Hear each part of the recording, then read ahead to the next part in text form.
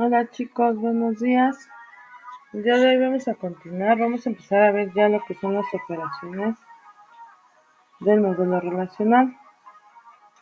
¿Ok?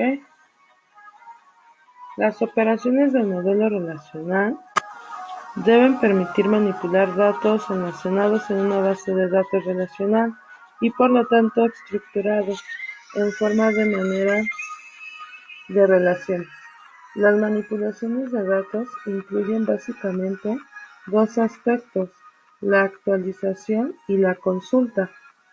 La actualización de los datos consiste en hacer que los cambios que se producen en realidad queden reflejados en las relaciones de las bases de datos. Por ejemplo, si una base de datos contiene, por ejemplo, información de los empleados en una empresa y la empresa contrata a un empleado más, será necesario reflejar este cambio añadiendo los datos del nuevo empleado a la base de datos. Existen tres opciones básicas para hacer esto. Bueno, para hacer la manipulación o la actualización de una base de datos. ¿Okay? En este ejemplo que les acabo de dar sería una inserción. ¿Okay? La inserción nos sirve para añadir una o más tuplas a una relación. ¿Okay? La otra sería el borrado, que sirve para eliminar una o más tuplas de una relación. Se da de baja a un empleado, lo eliminas. ¿Okay? Y la modificación, que sirve para alterar los valores que tienen una o más tuplas de una relación para uno o más de sus atributos. ¿Ok? La modificación, ¿qué es? Bueno, pues el empleado antes era soltero, descasado, se cambió de trabajo, se cambió de dirección, perdón, o lo ascendieron. Entonces, todos estos cambios se tienen que, en la base de datos o el manejador de base de datos, nos debe de permitir hacerlo. ¿Ok? La consulta de los datos consiste en la obtención de los datos deducibles a partir de las relaciones que contiene la base de datos. ¿Okay? Un ejemplo de consulta: si una base de datos contiene, por ejemplo, información de los empleados de una empresa, pueden interesarse consultar el nombre y apellido de todos los empleados que trabajan en un despacho situado en un edificio que tiene por nombre Marina. La obtención de los datos que responde a una consulta puede requerir el análisis y la extracción de datos de una o más de las relaciones que mantiene la base de datos. Según la forma como se especifican las consultas, podemos clasificar los lenguajes relacionales en dos tipos. El primero es el lenguaje basado en el álgebra relacional. El álgebra relacional se inspira en la teoría de conjuntos. Si queremos especificar una consulta, es necesario seguir uno o más pasos que sirven para ir construyendo, mediante operaciones del álgebra relacional, una nueva relación que contenga los datos que corresponden a la consulta a partir de las relaciones almacenadas. Los lenguajes basados en álgebra relacional son lenguajes procedimentales, ya que los pasos que forman la consulta describen un procedimiento. ¿Okay? Entonces, en este punto que les acabo de leer, nos dice que prácticamente se basa en la teoría de conjuntos. No sé si se acuerdan, en la primaria, creo que fue cuando lo veíamos en la secundaria, los dos círculos o tres círculos, ¿no? Que hacíamos primero una unión, que eran los dos círculos unidos, y todo lo que estaba dentro de estos dos círculos era lo que íbamos a utilizar cuando era una unión, ¿ok? Y que se reflejaba, más bien no se reflejaba, sino que sabíamos que era una unión por el símbolo como de una U, ¿ok? O la intersección, que es lo mismo más o menos. Ok, yo quiero que para que entiendan esta parte se vayan hacia ese momento, ok, de la teoría de conjuntos. Lo vamos a seguir viendo, vamos a tener más ejemplos, pero con una base de datos, ok, más adelante. La segunda,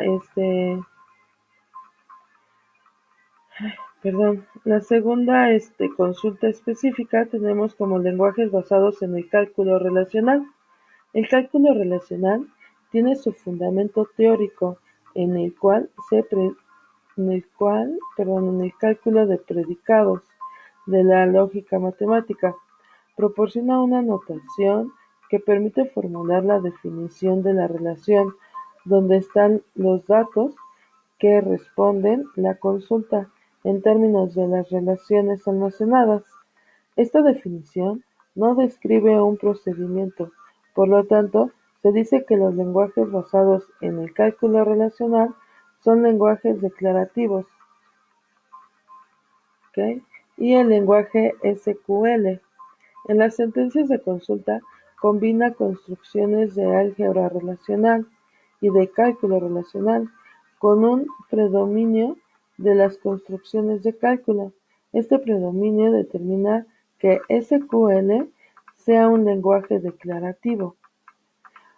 El estudio del álgebra relacional presenta un interés especial, pues ayuda a entender qué servicios de consulta debe proporcionar un lenguaje relacional, facilita la comprensión de algunas de las construcciones del lenguaje SQL y también sirve de base para el tratamiento de las consultas que efectúan los sistemas de gestión de bases de datos internamente.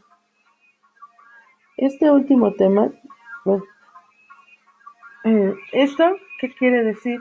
El lenguaje SQL en sí lo que nos sirve o para lo que nos ayuda es que tú tienes tu base de datos. Ahorita la base de datos que nos pedía hacer es muy pequeña. Ha de tener unos 4 o 5 tuplas. ¿Okay? Pero imagínense una base de datos enorme de una empresa de más de 200 empleados.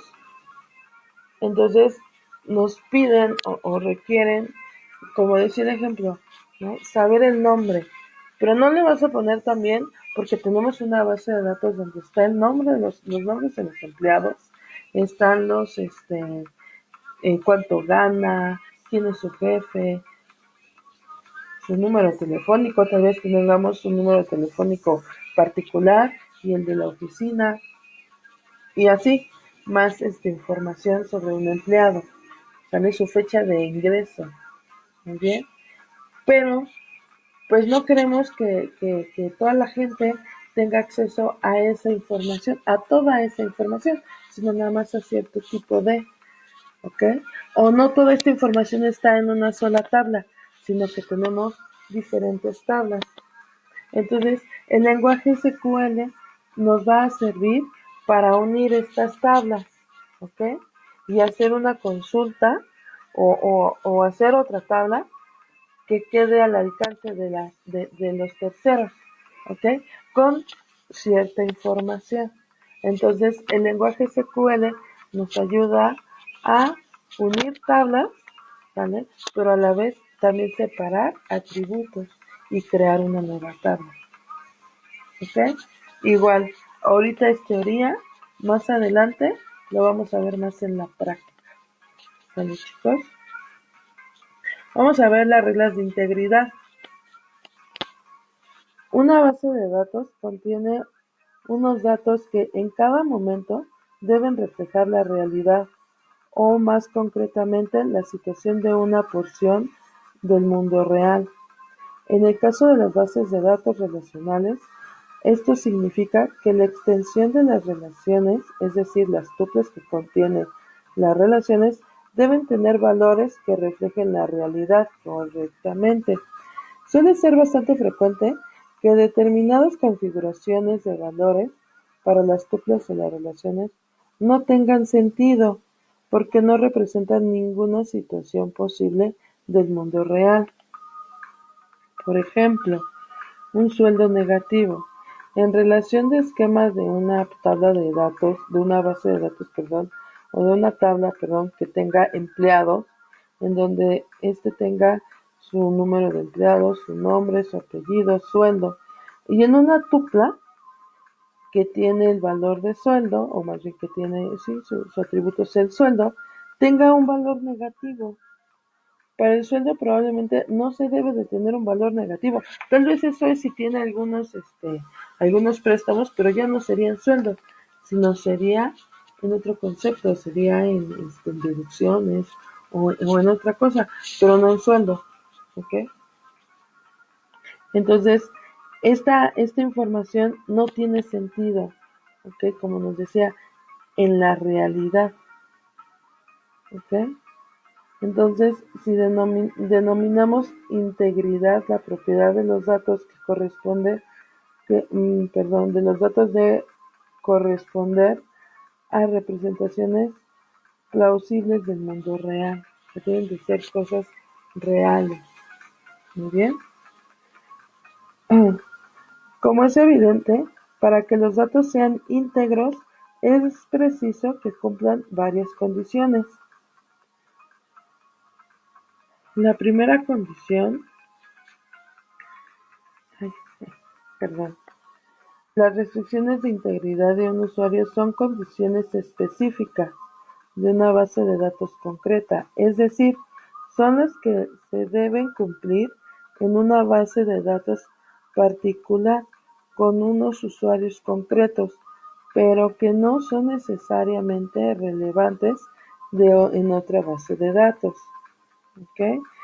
Por ejemplo, este sería el caso de la condición anterior, según la cual los sueldos no podrían ser negativos, ¿ok? Observando que esta condición era necesaria en la base de datos concreta de este ejemplo, porque aparecía un atributo de sueldo al que se quería dar un significado. Sin embargo, podría no ser necesaria en otra base de datos diferente donde, por ejemplo, no tuviera un sueldo. ¿Ok? Entonces, en la regla de integridad, la primera te indica, solamente se va a hacer en donde es necesario, no en todas las tablas. ¿Ok? La segunda son las reglas de integridad de modelos.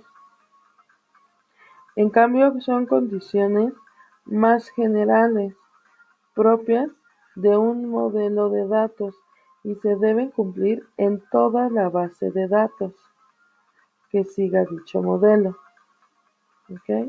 En el caso del modelo de datos relacional, habrá una regla de integridad para garantizar que los valores de una clave primaria de una relación no se repitan en las tuplas diferentes de la relación. Todas las bases de datos relacionales deben cumplir esta regla, que por lo tanto es una regla de integridad del modelo.